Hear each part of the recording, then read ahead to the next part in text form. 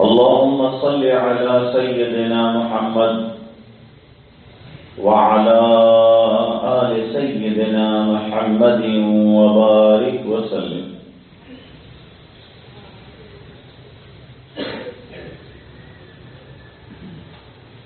ابھی موصوف نظم خاں وطن کی محبت پر نظم سنا رہے تھے.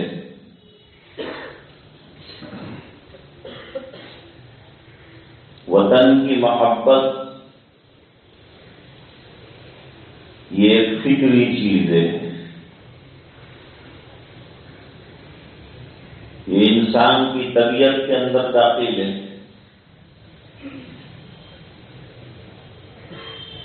جب آپ حضرات گاؤں سے پڑھنے آتے ہیں اس کے مقابلے میں یہاں ہر طرح کی سہولتیں ہیں، فراوانیاں ہیں، آرام ہے. صرف پڑھنا ہے، مطالعہ کرنا ہے، مدرسے کے قوانین کی پابندی اور ضوابط کی پابندی کرنی ہے اور کچھ نہیں کرنا ہے. اس کے باوجود گاؤں چھوڑنے کے وقت گاؤں کی یاد آتی ہے، تو گاؤں کی محبت ستاتی. چھٹی ہوتے ہی جو ہے گاؤں کا رخ کرتے ہیں، حالانکہ وہاں کچھ دھرا نہیں ہے، پھر بھی وہاں دوڑتے ہیں اور چلے جاتے ہیں. کیونکہ جہاں آدمی پیدا ہوتا ہے فطری طور پر اس جگہ سے انسان کو ایک محبت ہوتی، ایک انس ہوتا ہے. ہم اس ملک میں پیدا ہوئے ہیں تو ظاہری بات ہے کہ اس ملک کے ساتھ ہمارا لگاؤ فطری ہے، طبعی ہے. اس کو کہنے کی بھی ضرورت نہیں ہے. یہ بار بار کہنے سے گویا ہم ثابت کرنا چاہتے ہیں کہ بھئی دوسرے حضرات جو ہم کو سمجھتے ہیں کہ ہم یہاں وفادار نہیں ہیں، تو ان کو ہم سمجھانا چاہتے ہیں کہ بھئی ہم کو اتنی ہی وطن سے محبت ہے جتنا کہ تم کو ہندوستان اور بھارت. اب تو آئین کے اندر ہندوستان کہنا منع کر دیا، بھارت ہی کہہ سکتے ہیں. اس سے محبت. اور یہ مضمون تو حدیث شریف سے بھی ثابت ہے. نبی کریم صلی اللہ علیہ وسلم مدینہ منورہ تشریف لائے اور مدینے کی آب و ہوا نوواردین کے لیے جو مکے سے آئے تھے اتنی خوشگوار اور مناسب نہیں تھی. اس کی وجہ سے طبیعت پر اثر. آپ حضرات بھی گھر سے آتے ہیں تو سر کا درد تو ایسا ہے کہ کسی کو نظر آتا نہیں ہے، وہی پہلے ہو جاتا ہے. پھر اس کی وجہ سے اضمحلال رہتا ہے، پھر اس کی وجہ سے سستی رہتی ہے، پڑھنے میں دل نہیں لگ رہا ہے. حضرت ابو بکر رضی اللہ تعالیٰ عنہ کو بخار آیا، حضرت بلال رضی اللہ تعالیٰ عنہ کو بخار آیا. مدینے کا بخار مشہور تھا، وبائی علاقہ مانا جاتا تھا. حضرت عائشہ رضی اللہ تعالیٰ عنہ عیادت کے لیے گئی. وہ اشعار پڑھ رہے تھے جیسا کہ بخاری شریف میں ہے. حضرت ابوبکر رضی اللہ تعالیٰ عنہ بھی کہہ رہے تھے کل امرئ مسبح فی عقبہ، والموت ادنی من شراک نعلی. حضرت بلال بھی مکے کی یاد میں اشعار پڑھ رہے تھے. حضرت عائشہ رضی اللہ تعالیٰ عنہ نے تذکرہ کیا حضور پاک صلی اللہ علیہ وسلم کے سامنے. حضور پاک صلی اللہ علیہ وسلم نے مدینہ منورہ کے لیے دعا فرمائی. اللہم حبب الینا المدینہ، اے اللہ ہمیں مدینہ محبوب بنا دیجیے. کحبنا مکہ، جیسے کہ وطن ہونے کی وجہ سے مکہ ہمیں عزیز تھا. اس سے یہ پتہ چلا کہ وطن کی محبت کتنی چیز ہے. حضور پاک صلی اللہ علیہ وسلم نے حدیث میں اس کا تذکرہ بھی فرمایا ہے. تو وطن سے اور اس دیش سے جو ہمارا انس ہے اور پیار ہے، اس کا فطری تقاضا یہ ہے کہ ہمارے مشائخ نے اس دیش کی آزادی کے لیے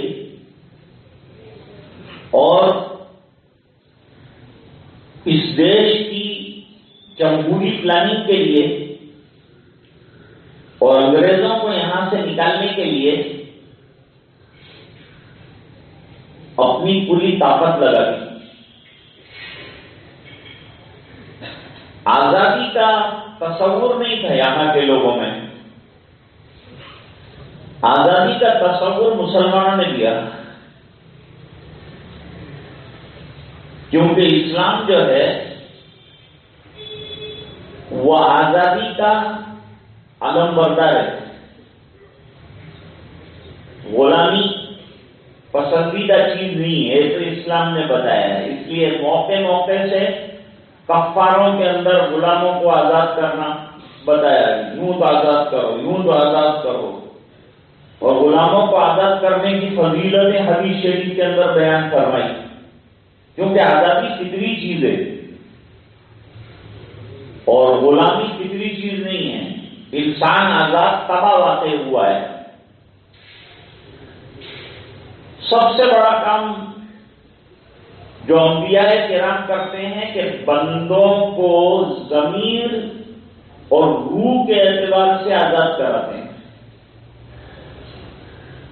وہ نفس کے اور شیطان کے پرستار اور بتوں کے پرستار تھے، ان کو بتوں سے نکالا، غیر اللہ سے نکالا، ایک اللہ کا پرستار بنایا، موافق بنایا، اور یوں فرمایا کہ وہ سجدہ جسے تو گرا سمجھتا ہے 1000 سجدوں سے آدمی کو دیتا ہے نجات. تو اصل آزادی اسلام نے سکھائی کہ نفس کا غلام تھا بندہ، نفس کی غلامی سے اسے نکالا، اللہ کا بندہ بنایا. اور یہ فرمایا اللہ کا بندہ بنا تو بندوں کا بندہ بننے کی ضرورت نہیں پڑے گی، بندوں کا غلام بننے کی ضرورت نہیں پڑے گی. رستم کے دربار میں صحابی نے جو تقریر کی اس کا خلاصہ کیا تھا؟ اس کا خلاصہ یہ تھا، کیوں آئے ہو تم لوگ یہاں؟ فرمایا ہم لوگ نفس کے غلام تھے، بت پرست تھے، ہزاروں دیوی دیوتاؤں کی پوجا کرتے تھے. ہمارے اندر ایک نبی ظاہر ہوئے، انہوں نے ہمیں بتوں کی عبادت سے نکال کر ایک اللہ کی عبادت سکھائی، ایک دروازے پر جھکنا سکھایا، ایک ہی کے سامنے سجدہ کرنا سکھایا، ایک اللہ سبحانہ و تعالی کی عبادت اور توحید کا سبق پڑھایا. توحید تو یہ ہے کہ خدا حشر میں کہہ دے یہ بندہ دو عالم سے خفا میرے لیے ہے.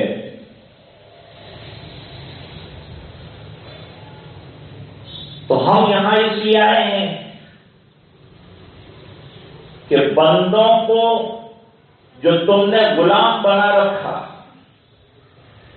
تمہاری غلامی سے نکال کر ان کو اللہ کا غلام بنائیں گے، پھر ان کو کسی اور کی غلامی کرنے کی ضرورت نہیں ہے۔ جب آدمی اللہ کے احکام کا پابند ہو جاتا ہے، اسے دنیا سے کسی سے ڈرنے کی ضرورت پیش نہیں کرتی، صرف اللہ سے ڈرنے والا بن جائے۔ اللہ سے نہ ڈرا تو اپنے سائے سے بھی ڈرے گا، ہر وقت پریشان رہے گا، کہیں مال کی کمی، کہیں بیماری، کہیں حالات، کہیں دشمن کا خوف، یہ ستاتا رہے گا۔ اسلام نے فطری آزادی بتائی، اس کی دلیل میں نے ایک آیت کریمہ پڑھی ہے، لا اکراہ فی الدین، دوسری کئی آیتیں ہیں قرآن کریم میں۔ دین کے قبول کرانے میں زبردستی نہیں ہے، یہ آزادی دے دی۔ سعید بن مسیب رحمۃ اللہ علیہ فرماتے ہیں کہ میرے دادا حضور پاک صلی اللہ علیہ وسلم کے پاس حاضر ہوئے، نام پوچھا سرکار نے، ہم کہتے ہیں، جواب دیا میرا نام حزن۔ حزن کے معنی تو سختی کے، دشواری کے، غم کے آتے ہیں۔ سرکار نے فرمایا نام بدل دو۔ کیا نام رکھو سرکار؟ جواب دیا سہل نام رکھو، سہل۔ حضور یہ حکم ہے یا رائے ہے؟ اسلام میں آزادی رائے ہے، فرمانے یہ حکم نہیں ہے، ایک مشورہ ہے، ایک رائے ہے۔ تو انہوں نے کہا کہ میرے آبا و اجداد نے، پرانے لوگوں نے یہ نام رکھا ہے، میں بدلنا پسند نہیں کر رہا ہوں۔ فرمایا کوئی بات، تمہاری مرضی۔ سرکار نہ ناراض ہوئے، نہ ان کا اختیار چھینا، ان کو فری کر دیا۔ یہ اسلام کی آزادی ہے۔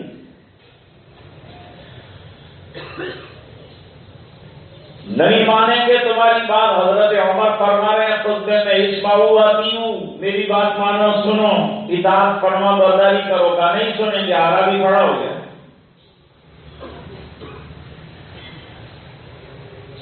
یہ جو سب کو ایک چادر دی، آپ کے اوپر دو چادر کیوں نظر آ رہی ہے؟ آپ انصاف کے دعوے دار ہیں، تو انصاف کے خلاف دو چادریں آپ کے اوپر نظر آتی ہے۔ ابن عمر کہاں ہے؟ اٹھو، صاحبزادے کو اٹھایا، تقریر کرو، سمجھاؤ، دو چادریں کیوں نظر آتی ہے؟ انہوں نے کہا کہ ایک چادر مجھ سے ابا نے لی ہے، ایک ان کی چادر ہے، وہ چادر ایسی تھی پہننے کے قابل نہیں تھی، یہ دوسری چادر آئی تو وہ دھونے کے لیے دی ہے، اس بنا پر مجھ سے عاریتاً لی ہے میرے ابا جان نے یہ چادر۔ فرمایا اب فرمائیے، آپ کی ہر بات مانیں گے۔ حضرت عمر رضی اللہ عنہ غصے نہیں ہوئے کہ تو ایک ڈکٹیٹر کے خلاف کھڑا کیسے ہو گیا؟ ڈکٹیٹر نہیں، ڈکٹیٹرشپ اسلام میں نہیں ہے، ہٹلر شاہی اسلام میں نہیں ہے۔ ہمارے اوپر الزام ہے کہ ہم دہشت گرد ہیں، مسلمانوں کو دہشت گرد، یہ کیا ہے؟ یہودیوں کی سازش ہے۔ حالانکہ یہودی پوری دنیا میں ستم کر رہا ہے، فلسطین میں چھوٹے چھوٹے معصوم بچے مارے جا رہے ہیں، کوئی آواز بلند کرنے والا نہیں ہے۔ برما کے اندر خون کی ندیاں بہا دی گئی، اور مدرسے کے طلبا کو انہوں نے ذبح کیا، اور یوں کہہ کے ذبح کیا کہ تم جو جانور کیسے ذبح کرتے ہو، بتاؤ ہم کو، اس طرح سے تم کو ذبح کریں گے۔ اور یوں لٹاتے تھے اور چھری لاتے تھے اور گردن پر گھماتے تھے اور لین سے ایک کے بعد ایک کو ذبح کرتے تھے. یہ کیا ہے؟ ظلم کی انتہا ہے. تو کہاں ہے ہیومن رائٹ والے لوگ؟ کہاں ہیں جو لوگ ذرا ذرا کی بات پر شور مچاتے ہیں؟ ہیومن رائٹ، انسانی حقوق، انسانی حقوق، માનવતાના અધિકાર માટે લડતા હોઈએ આપણે. કયા પ્રકારની માનવતા કહેવાય એ વિશે વિચાર કરવો પડે આપણે. એક તરફ તમે ખૂનની નદી વહેવડાવતા હોય અને નાના ભૂલકા અને માસૂમ બાળકોને તમે તલવારથી ટુકડા કરતા હોય ને એક તરફ તમે મુસલમાનો ઉપર ઇલ્ઝામ લગાવતા હો કે તમે દહેશતગર્દ છો, કે તમે આતંકવાદી છો. એ ક્યાં સુધી ન્યાયની વાત કહેવાય? એને કેવી રીતે ન્યાય કહેવામાં આવે?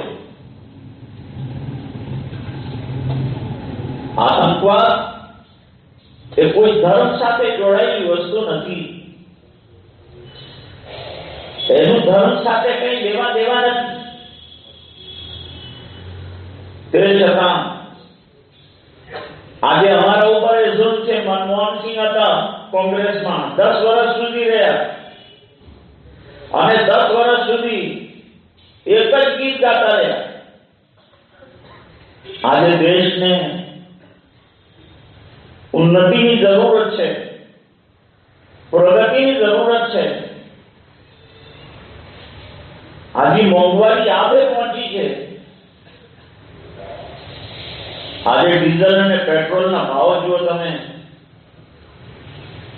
તો આપણે સહન ન કરી શકીએ એવા ભાવો હોય. અને રોજની ખાવા પીવાની વસ્તુઓ અને જીવન જરૂરિયાતની વસ્તુઓ એટલી મોંઘી હોય કે ગરીબ માણસ ભૂખે મરતો હોય. આજે ભૂખમરાની પરિસ્થિતિ છે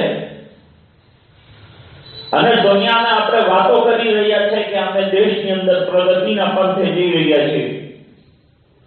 કેવી રીતે માની શકાય?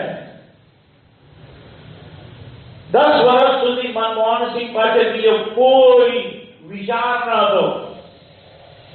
કોંગ્રેસે અમને શું આપ્યું છે? અમારા પીઠની અંદર ખંજરો ભોંપ્યા છે. એટલે આજે લોકોના આવા દાડા આવ્યા. આવા ખરાબ દિવસો આવવાના કારણો એ છે કે મુસલમાનોની સાથે એ લોકોનો ન્યાય નથી, એ લોકોનો સારો વ્યવહાર નથી. અમે એ લોકોને મતો આપ્યા છે, અમે એ લોકોને અમારું લોહી આપ્યું છે, અમારા પૈસા એ લોકોએ લીધા છે, અમારા બુઝુર્ગોએ કુરબાની આ કોંગ્રેસની સાથે બલીને આપી છે. પણ જ્યારે કોંગ્રેસ પાસે સર્વોપરિતા આવીને સત્તા આવી ત્યારે એમણે સત્તાનો દુરુપયોગ કર્યો અને 10 વર્ષ સુધી નહીં, 40 વર્ષ સુધી અમને દહેશતગર્દ અને આતંકવાદમાં ખપાવવામાં આવ્યા.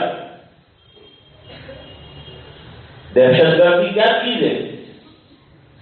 इसको कहते हैं दहशतगर्दी. एक कानून समझ लो दोस्तों कि इस्लाम नाम ही सलामती का है.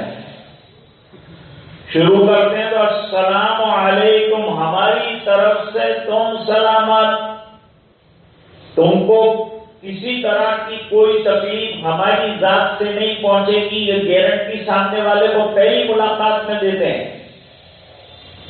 यह हमारा हाल है.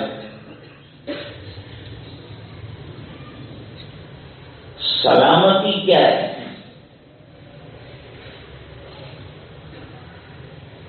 अब्दुल्ला इब्न उबई इब्न सलूल ने सरकार को इंतहाई दर्जे की तकलीफें रूहानी तौर पर और जिस्मानी तौर पर اور ذہنی طور پر پہنچائیے۔ کوئی دقیقہ فروغ گزارش نہیں کیا کہ سرکار کو مجروح کرنے کا موقع ہو اور اس نے اس کو چھوڑا ہو، ایسا کوئی موقع ہاتھ سے جانے نہیں دیا ہے۔ تفصیل ہے اس کی احادیث میں ہمارے پاس، اور یہ مستند بات ہے، کوئی اٹکل بچوں بات نہیں کر رہا ہوں آپ سے۔ پھر ایسا خطرناک شخص جب انتقال کرتا ہے تو سرکار اس کی صلاۃ جنازہ پڑھانے کے لیے تیار ہوتے ہیں۔ اس سے بڑھ کر بتاؤ رواداری کیا ہو، اس سے بڑھ کر اخلاق عالیہ کیا ہوں گے؟ دہشت گرد تو وہ تھا، سرکار تو امن پسند تھے، کئی بار ایسے موقع آئے کہ اسے قتل کر دینے کی خود صحابہ کرام نے رائے دی تھی، لیکن سرکار نے فرمایا دشمن غلط پروپیگنڈا کریں گے کہ اپنے لوگوں کو بھی مار دیتے ہیں، کیونکہ بظاہر اسلام کا کلمہ پڑھ رہا ہے نا، تو اس بنا پر مت مارو اس کو، اس کے حال پر رہنے دو۔ اپنا قمیص بھی دیا، لعاب دہن بھی منہ میں ڈالا، اس کو اپنی ران پر بھی رکھا، قبر میں بھی اتارا۔ حضرت عمر نے دامن پکڑا، نہ پڑھائے نماز اس منافق کی۔ قرآن کی آیت بعد میں اتری، لیکن سرکار نے دنیا کو بتایا کہ اخلاق کی انتہا تک جانا پڑے گا، تو دنیا کو میں بتاؤں گا کہ اخلاق میں اتنا اونچا طے کر کوئی بتا دے مجھے گاندھی جی کیا اخلاق لائے گا؟ انہوں نے تو اخلاق ہمارے نبی سے سیکھے۔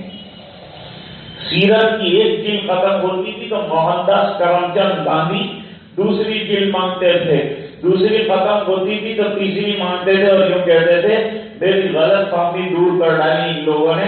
یہ کتاب پڑھنے کے بعد معلوم ہوا کہ محمد سے زیادہ امن پسند کوئی نہیں، اخلاق کا پیکر کوئی نہیں، اتنا بہترین مذہب کوئی نہیں۔ یہ بات الگ ہے کہ سیاسی نقطۂ نظر سے قبول نہیں کیا۔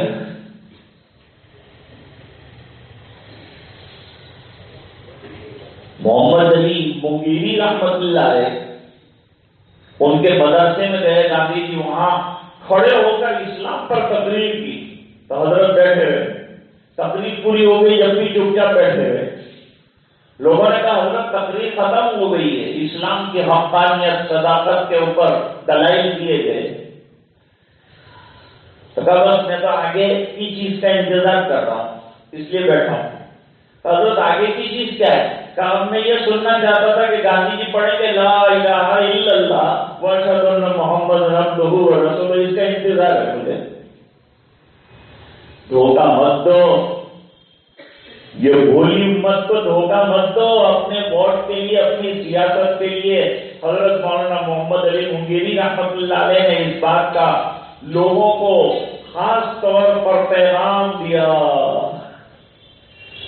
کہ یہ باتیں یہ دھوکہ دینے کے لیے ہے، اگر ان کے دلوں میں اسلام سے الفت اور محبت ہوتی تو یہ اسلام کے شیدائی ہوتے، یہ اسلام سے محبت کرنے والے ہوتے، یہ اسلام کے گرویدہ ہوتے۔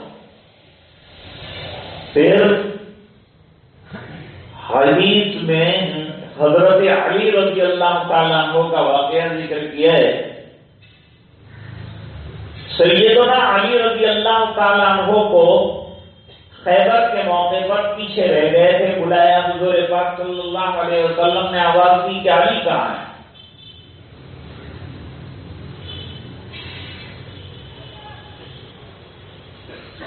پیچھے سے آئے، ہاں نا یا رسول اللہ میں یہاں ہوں۔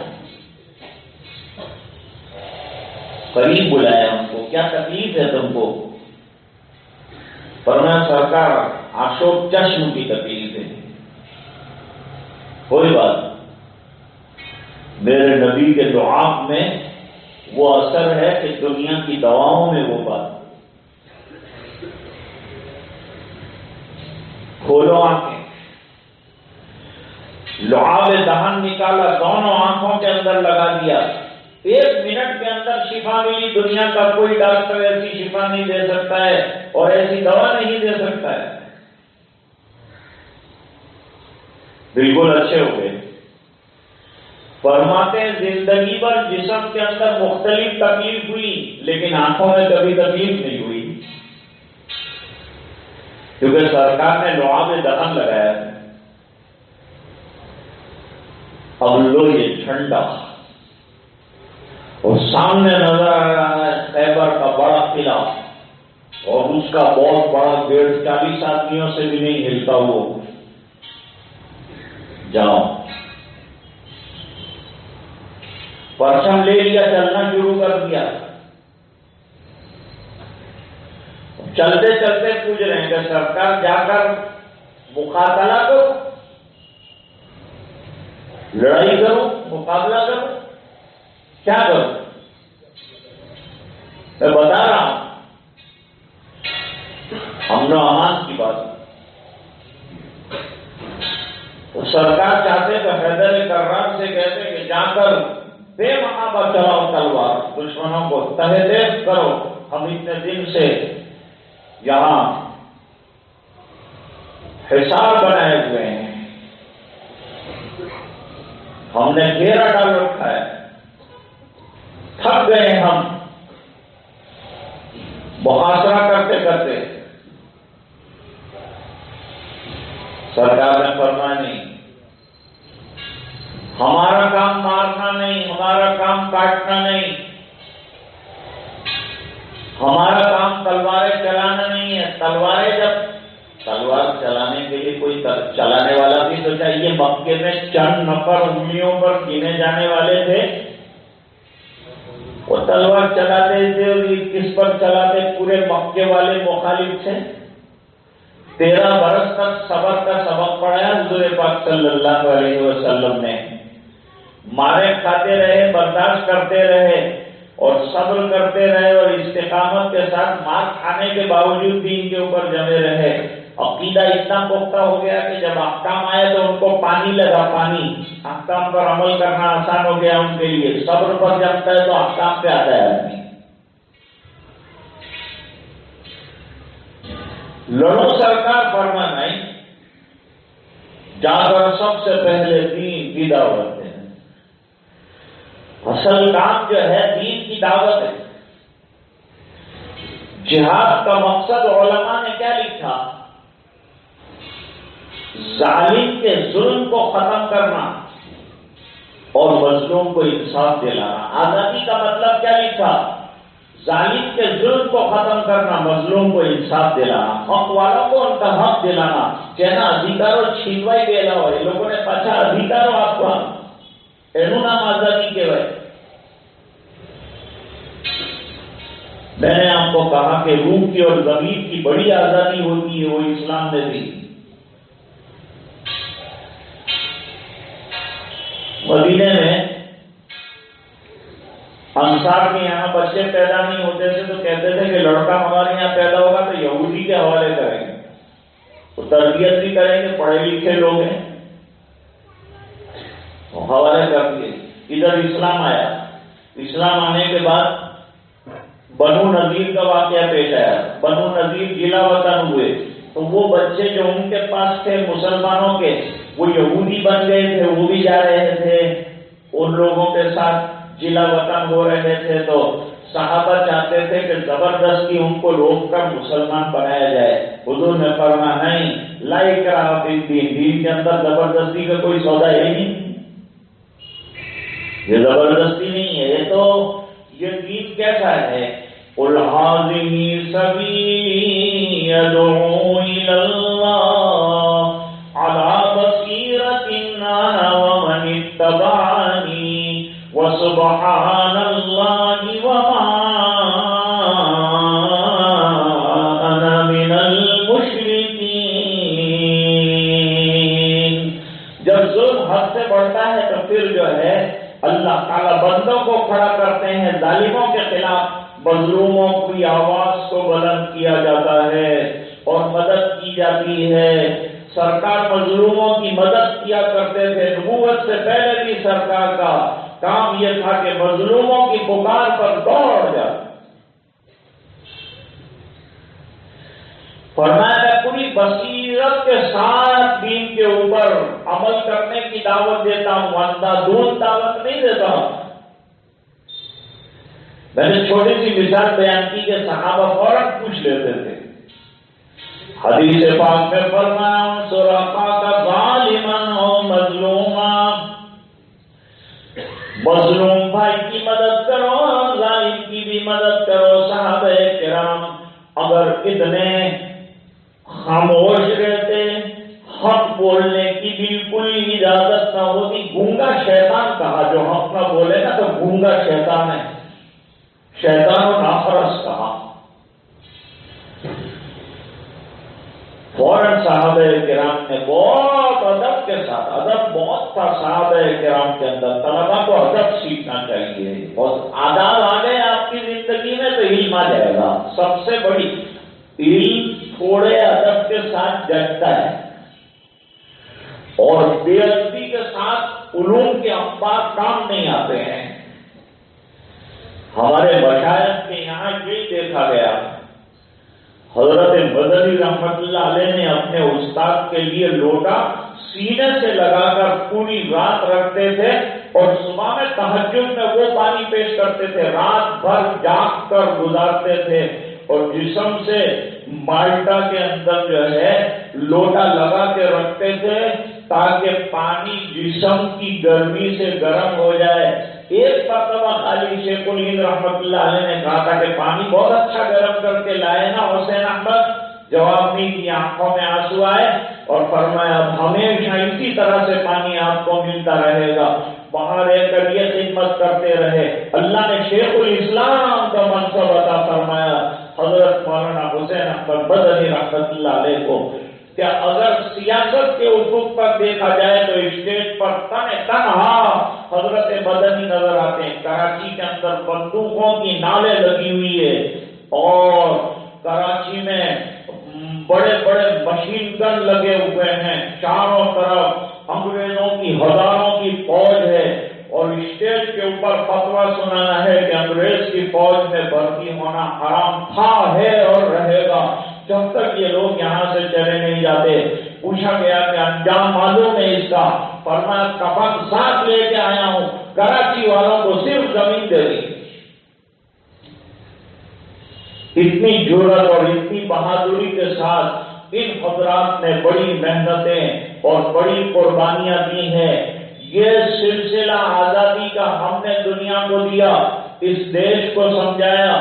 سید احمد شہید رحمت اللہ علیہ سے یہ کاروان چلا، اور حضرت مدنی رحمت اللہ علیہ تک یہ سلسلہ چلتا رہا، یہاں تک کہ جب دیش آزاد ہوا تو حضرت مدنی رحمت اللہ علیہ کے سامنے قلمدان رکھ دیے گئے، پارلیمنٹ کے عہدے رکھ دیے گئے، کون سا عہدہ ہے اٹھا لیجیے، پسند کر لیجیے۔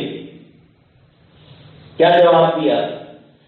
میں عہدے کے لیے نہیں لڑ رہا تھا، میں قید خانوں میں گیا، میں نے کالے پانی کی سزا برداشت کی، یہ اس لیے نہیں کی تھی کہ بعد میں ملے گا عہدہ، کرسیاں ملے گی، دولتیں ملے گی، دولتیں تمہیں مبارک ہو، عہدے تمہیں مبارک ہو، مجھے اپنی ٹوٹی ہوئی مدرسے کی چٹائی مبارک ہو، میں وہیں جاؤں گا، مجھے کچھ نہیں چاہیے، اور جو کچھ میں نے کیا یہ میرے پروردگار کا حکم تھا، یہ میرے استاد محترم کی بات تھی۔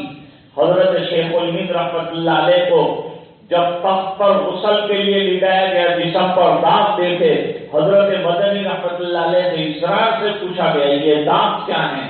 بتایا کہ انگریز انگاروں سے داغ دیتے تھے اور کہتے تھے ہمارے فیور میں ایک جملہ بول دو، تمہارے لیے سب دنیا کی فراوانیاں اور سب راحتیں کر دی جائیں گی۔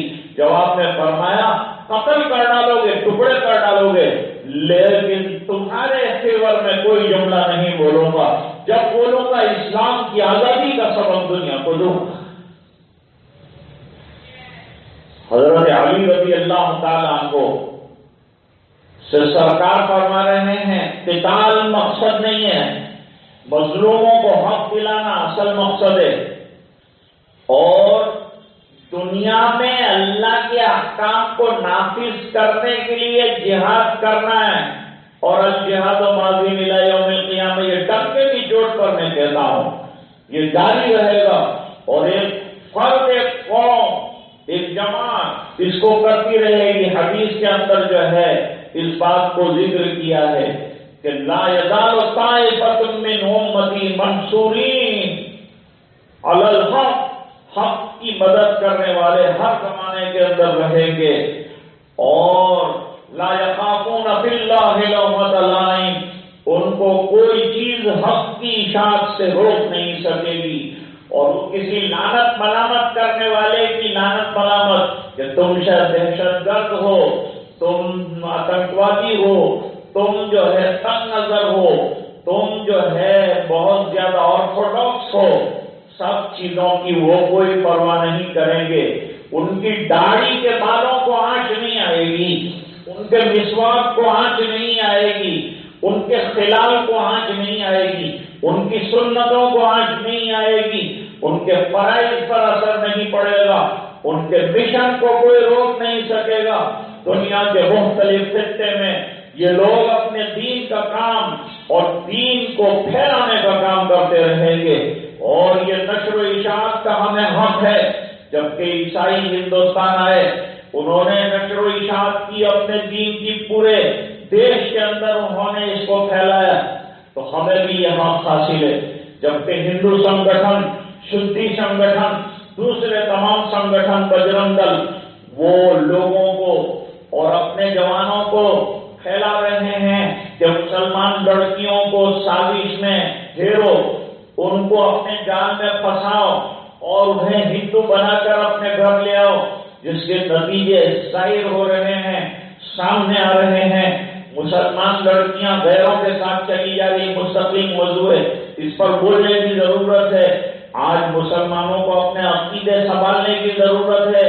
دیش جمہوریت حاصل کر چکا، آج کا دن ریپبلک ڈے کہلاتا ہے۔ جمہوریت کسے کہتے ہیں؟ جمہوریت یہ نہیں ہے کہ ایک قوم کا گلا دبایا جائے، ان پر ظلم کرتے ہوئے چلے جائیں، رولنگ پارٹی جس طرح سے چاہے ان کو تشدد کا نشانہ بنائے، مسلمانوں کو مارا جا رہا ہو، کہیں گائے کے نام پر، کہیں مندر کے نام پر، کہیں اور کسی چیز کے نام پر ان کے اوپر ظلم کی چکی چلائی جا رہی ہو، ستم کا معاملہ کیا جا رہا ہو اور پورے چلائے جا رہے ہوں، ہم اس کو برداشت نہیں کرتے، ہم اس کو آزادی نہیں مانتے، ہم اس کو جمہوریت نہیں مانتے۔ ہم کو ایک بار پھر غلام بنانے کی محنت کی جا رہی ہے، ہمارے اوپر قوانین غیر جائز طریقے پر تھوپے جا رہے ہیں، ہمارے قوانین اسلام میں دخل کیا جا رہا ہے، ہم اس کو برداشت نہیں کر سکتے۔ اس بنا پر کہ جو قانون ہم کو اوپر والے نے دیا ہے، نیچے والے اس کو بدلنے کا کوئی حق نہیں۔ بعد میں یہ کہہ رہا تھا کہ حضرت علی کرم اللہ وجہہ سے کہا گیا کہ جا کر دین کی دعوت دینا، اور دعوت دیتے ہوئے لَإِن يَهْدِيَ اللَّهُ بِكَ رَجُلًا وَاحِدًا، تمہارے ذریعے سے ایک آدمی کو اللہ تعالیٰ ہدایت عطا فرمائے، لَإِن يَهْدِيَ اللَّهُ بِكَ رَجُلًا وَاحِدًا خَيْرٌ لَكَ مِنْ حُمُرِ النَّعَمِ، تو تمہارے لیے کئی سرخ اونٹوں سے بہتر ہوگا۔ معلوم ہوا اصل مشن دعوت ہے، اللہ کے بندوں کو اللہ کے دین سے جوڑنا ہے، اللہ سے وابستہ کرنا ہے، یہ اصل چیز ہے۔ میں کہہ رہا تھا یہ کاروان چلا ہے سید احمد شہید رحمت اللہ علیہ سے، بلکہ اس سے پہلے اگر میں یوں کہوں کہ شاہ ولی اللہ صاحب رحمت اللہ علیہ نے بیٹھ کر یہ کام کیا، نجیب الدولہ کا استعمال کیا، اور نجیب الدولہ نے شاہ عبدالی احمد کو جو ہے وہ خط لکھا کہ ہندوستان کو پھر ایک بار اتحاد کی ضرورت ہے۔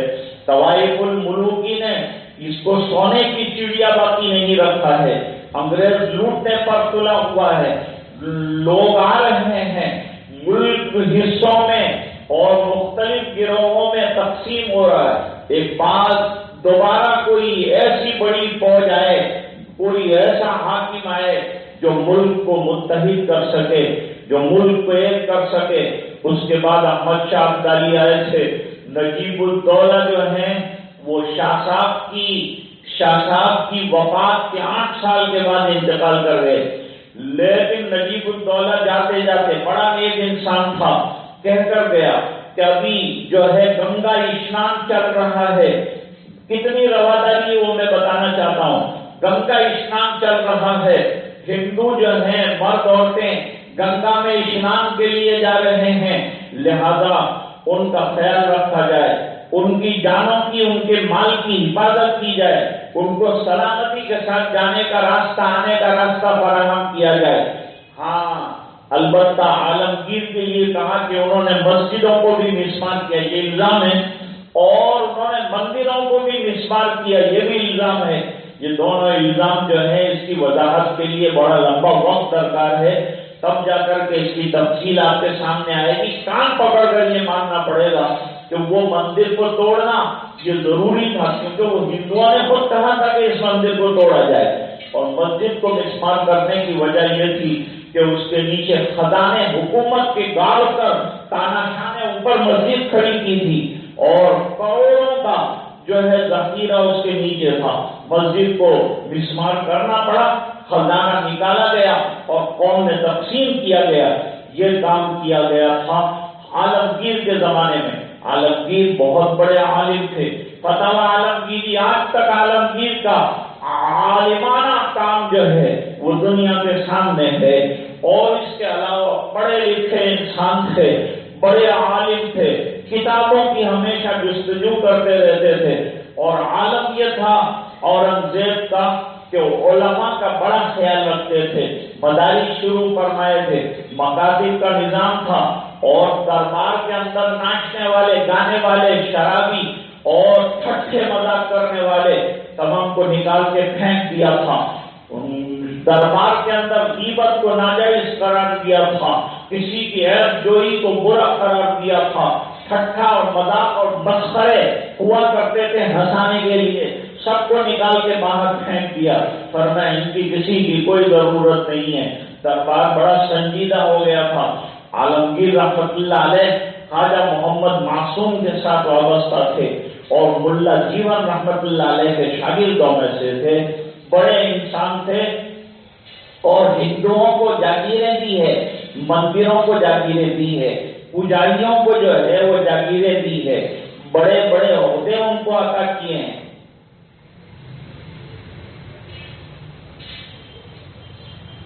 سب سے بڑی حکومت چائنا کے بعد مغل سلطنت کے اندر اگر کسی کی رہی تو وہ عالمگیر کی رہی. 50 سال سے زیادہ حکومت چلائی. اس کے بعد افراتفری کا شکار، جیسے ہی عالمگیر رحمت اللہ علیہ کا انتقال ہوا پھر وہ افراتفری کا سلسلہ شروع ہو گیا. عالمگیر ایک ایسے شخص تھے جو تہجد گزار تھے، 5 وقتہ باجماعت نمازوں کے پابند تھے. اول صف کے اندر تکبیر تحریمہ کے ساتھ 5 وقت کی نمازیں جو ہے وہ ادا کیا کرتے تھے، اور اکثر ملاقاتی مسجد میں آ کر ان سے ملاقات کرتے تھے. بڑی عمر میں ابا جان کے کہنے پر قرآن کریم کا حفظ شروع کیا تھا. بہترین حافظ قرآن تھے، اور کتابت اور خطاطی بہترین کرتے تھے. اسی کے ذریعے سے اپنے گھر کا گزران چلاتے تھے. ٹوپیاں بنتے تھے اور اس کے ذریعے سے اپنا کام کرتے تھے. بہرحال میں کہہ رہا تھا کہ حضرت علی کرم اللہ وجہہ کو سرکار نے حکم دیا کہ تمہیں دین کی دعوت دینی ہے جا کر. تو اصل مقصد دعوت کا تھا. چاہتے تو قتال کا حکم دے سکتے تھے، لیکن قتال کا حکم نہیں دیا. کسی انگریز نے اچھی بات کہی کہ بھائی اسلام اگر تلوار سے پھیلا ہے، تمہارا خیال یہ ہے تو اسلام والوں کے پاس تو خالی تلواریں تھی تو انہوں نے دین پھیلا دیا. تمہارے پاس راکٹس ہیں، تمہارے پاس طیارے ہیں، تمہارے پاس بڑی بڑی توپیں ہیں، پھیلاؤ نا اپنا دین. کیوں نہیں پھیلا رہے ہو؟ کیوں نہیں پھیل رہا ہے؟ تمہارے پاس کچھ ہے ہی نہیں، تم کھوکھلے ہو چکے ہو، تمہارے پاس کوئی ٹھوس حقائق نہیں ہے. اسلام ایک سچا مذہب ہے، اور یہاں امن و امان کی پوری ایک کتاب چھپی ہے. پیغمبر امن صلی اللہ علیہ وسلم سرکار نے کب کب امن کے پیغام دیے ہیں، ایک لمبی تاریخ ہے. میں کہتا جاؤں گا، آپ سنتے جائیں گے، وقت ختم ہو جائے گا. بہت لمبی تقریر کرنے کا مزاج بھی نہیں ہے، اور یہ چونکہ حضرت محترم صاحب کا ہمیشہ کا حکم ہوتا ہے کہ چند کلمات جو ہیں اس موقع سے آپ کی خدمت میں پیش کیے جائیں، اس بنا پر، ورنہ اکثر مدارس میں تو اس دن چھٹی ہوتی ہے اور چھٹی دے دی جاتی ہے، بچے فری رہتے ہیں، اور دفاتر جو ہیں وہ جو لیگل دفاتر ہیں اور گورنمنٹ آفیسز جو ہیں اور بینکس وغیرہ جو ہیں ان کی ہالیڈیز ہوتی ہیں، تو اس کو بھی میں سمجھتا ہوں کہ اب مد نظر رکھنے کا وقت آیا ہے کہ اس کو مکمل چھٹیوں میں تبدیل کیا جائے اور ایک مستقل مکمل چھٹی دی جائے اور یہ کھانا پوری جو ہے اسے ختم کیا جائے۔ اللہ تعالیٰ ہمیں سمجھنے کی توفیق عطا فرمائے اور اللہ تعالیٰ شانہ اپنا فضل